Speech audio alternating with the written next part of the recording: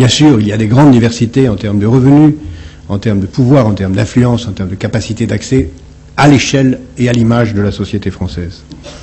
Bien sûr, la France est une société extrêmement injuste encore, extrêmement inégalitaire, et le judaïsme français est le reflet de cette injustice et de cette inégalité, mais les Juifs n'y sont pas plus mal traités que d'autres.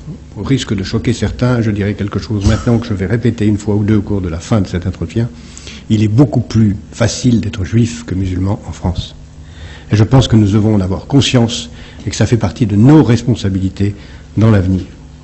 La présence juive est partout, et très bien, et pas plus qu'il est normal, et tout à fait normal. Bien sûr, il y a d'immenses faiblesses dans la communauté juive d'aujourd'hui. Je crois entendre, quand je parle à mes amis d'aujourd'hui dans la communauté, des débats que j'entendais dans les années 70, « Ah, si le Fonds social était vraiment le patron de l'ensemble des œuvres sociales. » Il ne l'est pas, il devrait l'être. Et je considère comme tragiquement dangereux pour la communauté que le Fonds social, aujourd'hui si bien dirigé par Pierre, ne soit pas véritablement l'organe de coordination de l'ensemble de l'action sociale. Sans cette coordination, la communauté juive ne peut que s'affaiblir. De même, il faut une coordination unique dans la représentation politique, et elle ne peut être que celle du CRIF. Et il n'est pas normal que d'autres instances à vocation religieuse, culturelle ou politique se glissent dans le débat avec les autorités politiques françaises.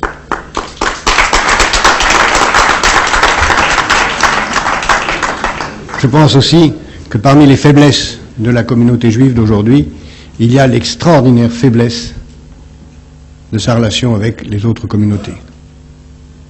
Pour le regarder de l'extérieur, il me semble qu'aujourd'hui que la relation avec le monde chrétien est devenue très faible.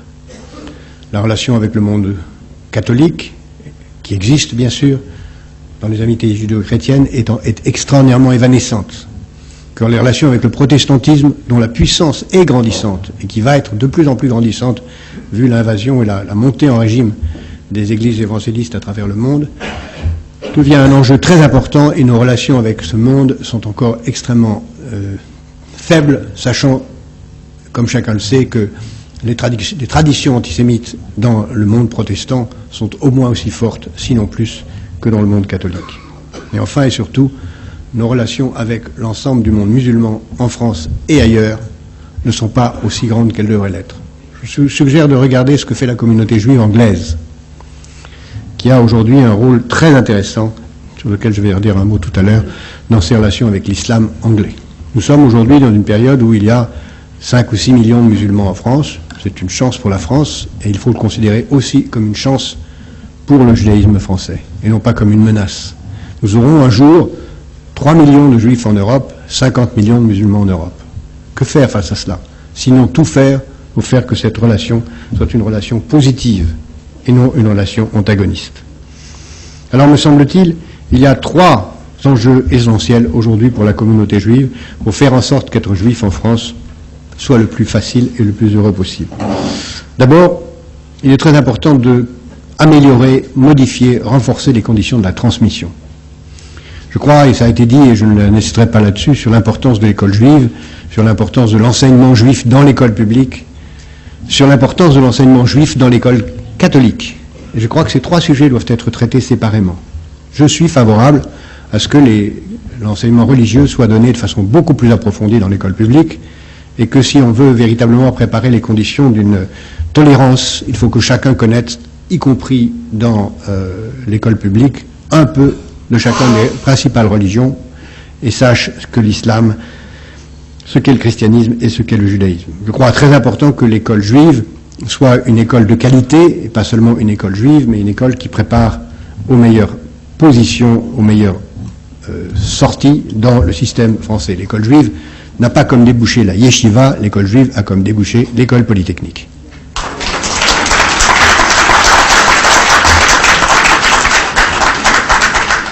Je crois enfin qu'il est aussi très important de penser qu'il y a maintenant de nouveaux moyens de communication qui viennent bien au-delà de l'école.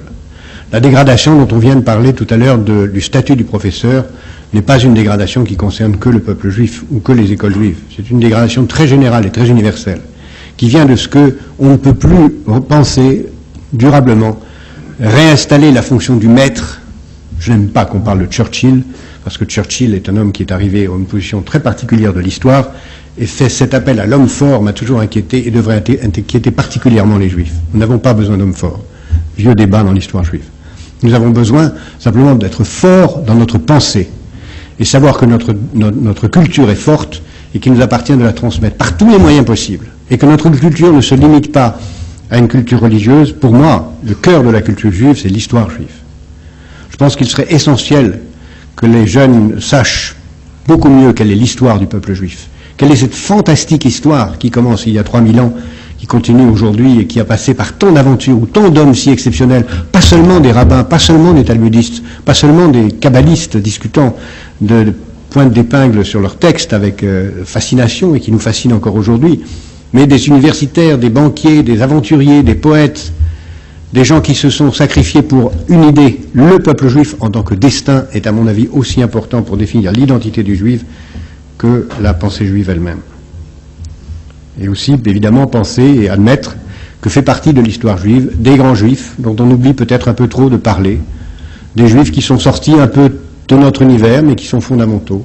Je pense qu'il faut être fier de Spinoza, il faut être fier de Montaigne, il faut être fier de tous ces gens qui, en s'éloignant de nous, sont restés pour autant extraordinairement juifs, parce qu'universels, et parce que sachant qu'il n'y avait rien pour eux qui ne soit bon pour le monde d'abord.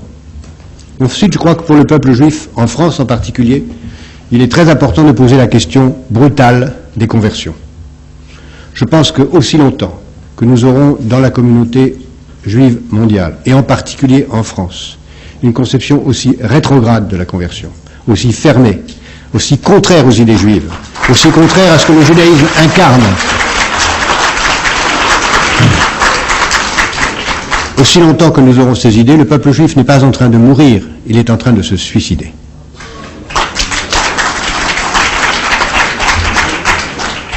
Enfin, je voudrais terminer pour dire que l'identité juive, c'est d'abord une identité qui se construit dans son rapport à autrui, c'est-à-dire dans son rapport à ce qu'il peut apporter aux autres.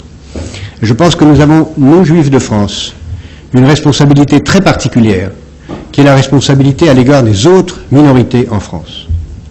Nous sommes arrivés ici, les uns et les autres, dans des conditions plus ou moins faciles, certains très difficiles, certaines faciles. Nous savons ce que ça signifie d'être considéré comme étranger, nous savons ce que c'est que d'être considéré comme des gens mal acceptés. Nous devons aider les autres.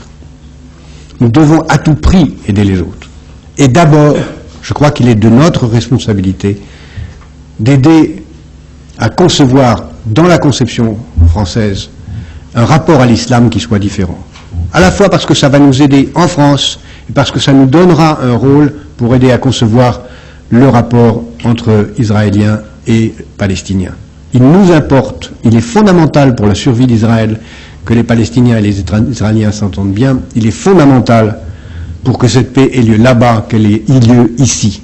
Et je pense qu'il est une des très grandes responsabilités de la communauté juive et des Juifs de France de faire en sorte de jouer un rôle dans l'intégration des communautés musulmanes.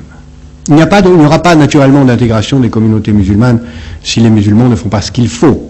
Mais aujourd'hui, ils sont dans une situation très différente de la communauté juive. La communauté juive a bénéficié à la fin du XIXe siècle, et même dès le début du XIXe siècle, du fait qu'elle avait une bourgeoisie qui a pu prendre immédiatement en main cette intégration en créant des écoles, des associations, des organisations de travail qui ont pu organiser une sorte d'autogestion de l'intégration sociale. Il n'y a pas de bourgeoisie musulmane. Il est donc très important d'aider à la créer, de faire en sorte qu'elle se crée, et de créer les conditions que le dialogue judéo-musulman aide à son renforcement. Cela ne veut pas dire qu'il faille se substituer à la puissance publique. Ça veut dire qu'il importe à la communauté juive de jouer un rôle. En Angleterre, par exemple, la bourgeoisie juive finance des imams pour éviter que des imams trop radicaux viennent d'ailleurs.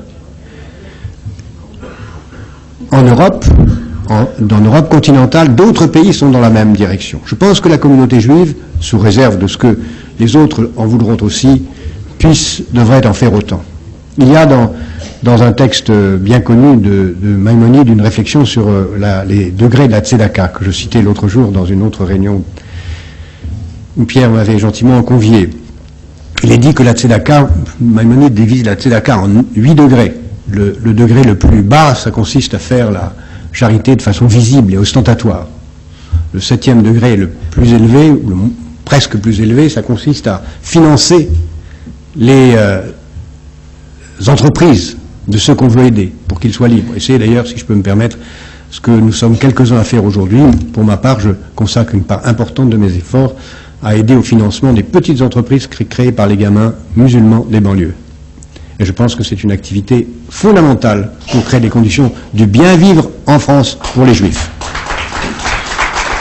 Et enfin, le 8e degré, ça consiste à associer le pauvre à ses propres affaires, mais ceci est une autre histoire.